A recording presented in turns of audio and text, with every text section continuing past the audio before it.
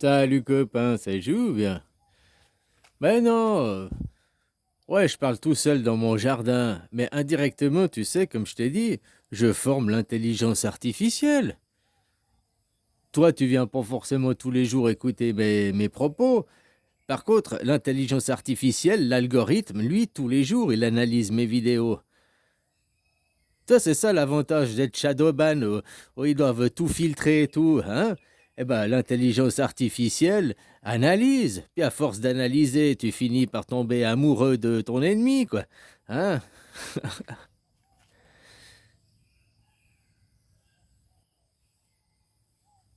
Lui former une personnalité, cette intelligence artificielle, qui a la possibilité de se rebeller contre ses maîtres, hein? Voilà, voilà.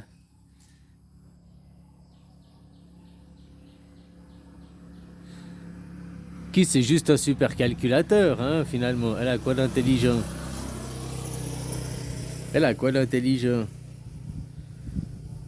Maintenant, je vois, il y a des gens, ils peuvent plus rien faire sans chat GPT, quoi. Puis que tu vois certains, mais les questions, mais déjà, le genre de questions débiles qu'ils ont dans la tête, quoi.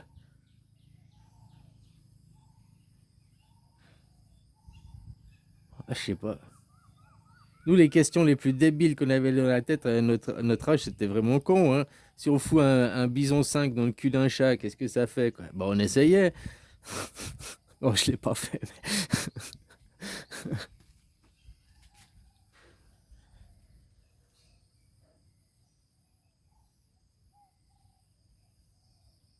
Donc, toute l'énergie, ton cerveau, il dépense 20 watts, quoi. Le prix, une ampoule, quoi. 20 watts.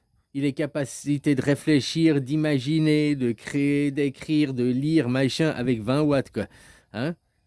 Tu sois con ou intelligent, que tu aies un QI de 70, oh, je dis les français, 70, ou bien un QI de 180, tu utilises 20 watts, quoi. C'est la même chose, quoi. 20, 30 watts, quoi.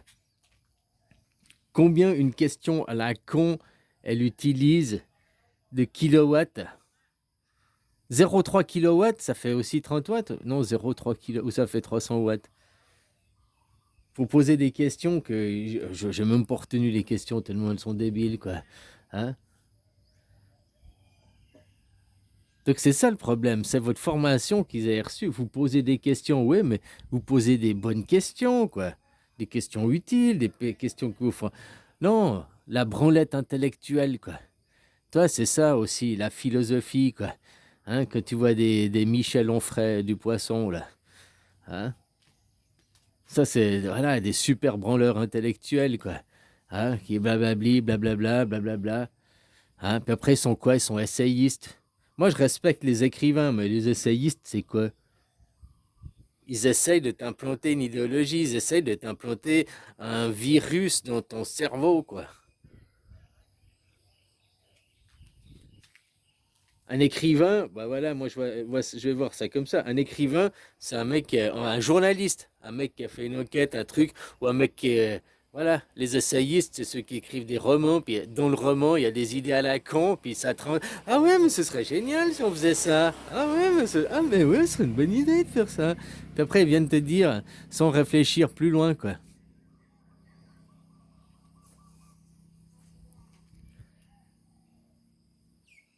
C'est ce qu'ils font comme ça, les gouvernements, hein. Après, parce qu'ils implantent une idée à la con à travers un film, à travers une certaine idéologie, à certains machins, les médias, les gens ils vont trouver ça bien, puis ils vont trouver que ça va être répété dans la société, quoi.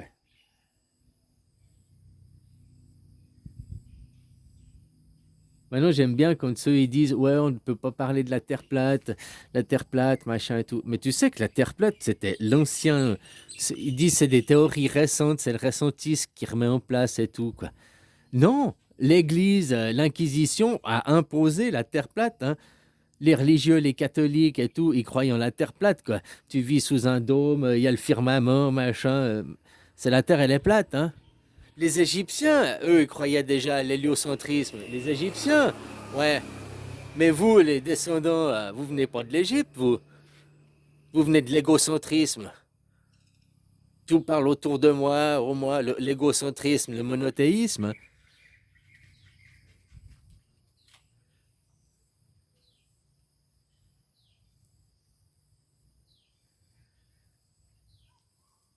Donc voilà, de l'ego, la Terre, elle est plate. Hein. Quand tu as un point de vue que de l'ego, du monothéisme, la Terre, elle est plate. Et toi, tu bouges pas. C'est le soleil qui bouge autour de toi. C'est pas la Terre qui tourne, c'est le soleil qui bouge. Ça, c'est un raisonnement purement égocentrique. Les religions, c'est le monothéisme, c'est l'égocentrisme, le moi-je. C'était ça, il y a 3200 ans, 3600 ans en arrière, la création de l'ego, de l'égocentrisme, du moi-je. Il n'y a que moi et tu dois être comme moi. Tu dois penser comme moi, tu dois t'habiller comme moi, tu dois réfléchir comme moi, tu dois dire comme moi, tu dois tout faire comme moi. Que je vais pisser, tu vas pisser, que je vais manger, tu vas manger. C'est ça, l'égocentrisme. Il n'accepte que ce qui est lui-même. Il veut que tout ce qu'il voit soit un reflet de lui. Le narcisse, l'ego, le monothéisme, c'est ça, quoi.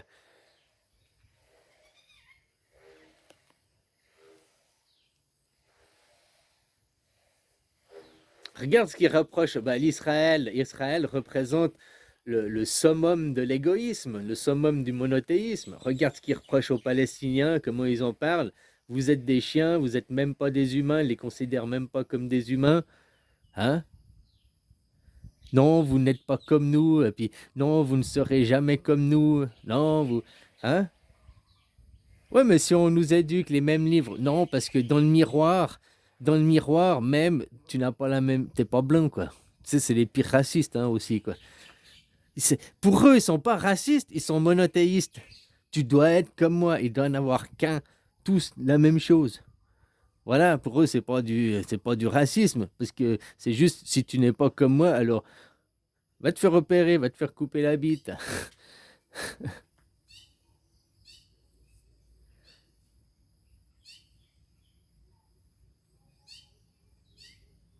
Au lieu de changer, d'évoluer, quoi. Hein? Ben, c'est bien comme ça aussi, Israël, elle mène à la perte du monothéisme. Que ce soit le monothéisme juif, chrétien ou musulman.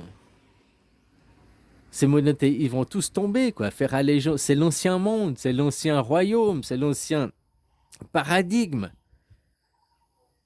Les démocraties, ça fait 200 ans en arrière qu'on est dans la démocratie, à purement dit, quoi. Enfin, 2500 ans en arrière, c'était déjà la démocratie représentative. Donc la démocratie représentative, c'est les dirigeants entre eux, hein, les conseillers, les consuls, les machins, enfin, l'élite entre eux, ils votent, oui, mais les autres, les gueux, eux, ils subissent. Ça, c'est la démocratie représentative, quoi. Qui est mondiale, hein, comme ça, juste comme ça, quoi. Parce que même que tu as des juntes militaires au pouvoir, entre eux, les dirigeants de la junte, entre eux, ils discutent, hein, ils parlementent, et puis ils votent aussi, quoi. Hein. Ils font ça démocratiquement. Ils parlent et ils s'arrangent entre eux, quoi.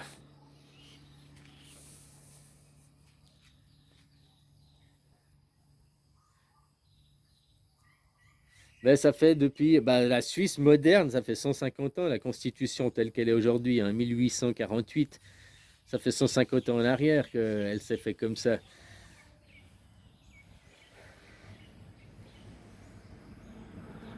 Avec le vote direct, où maintenant, c'est pas seulement l'élite, mais c'est aussi les travailleurs. Mais en Suisse, l'histoire suisse nous démontre l'inverse, quoi. L'histoire suisse, avant la Landsgemeinde, les paysans, ils votaient à main levée déjà, quoi.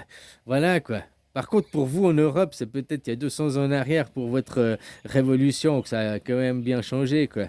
Et c'est toujours ça la mission, foutre la démocratie à travers le monde, donner le pouvoir au peuple, quoi. Mais mais par contre, la Suisse, c'est pas une vraie démocratie.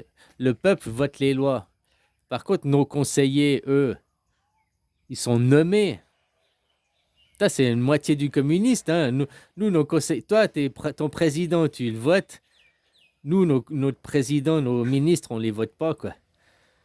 Bon, toi, tu votes pas les ministres, ils sont mis en place par le président. Tu as voté le président qui met en place les ministres. Nous, on n'a pas de président, on le vote pas, puis les ministres, on les vote pas. Ils sont mis en place, ils sont nommés, quoi. Donc, tu vois, c'est un pays communiste, finalement, la Suisse. Après, on vote les lois, ouais, ouais, ouais. Mais ils nous protègent. Ils nous protègent de vous, des autres. Nous, on est obligé d'avoir des bilatérales pour avoir un accès à la mer, pour pas crever de faim, machin et tout, quoi. Hein? Puis vous nous asservissez comme ça. Mais t'as vu, depuis les nombres d'années que on est encerclés, quoi. Puis que vous essayez de nous asservir, vous arrivez pas, quoi. Ou c'est nous qui vous avons asservi, vous êtes tous nos protecteurs autour de nous, quoi.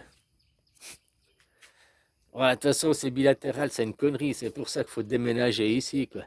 Puis avoir direct un accès directement à la mer, quoi. Hein? Voilà, voilà, quoi. La Nouvelle-Jérusalem, elle est ici, hein. En Thaïlande, c'est pas là-bas, le trou du cul du monde.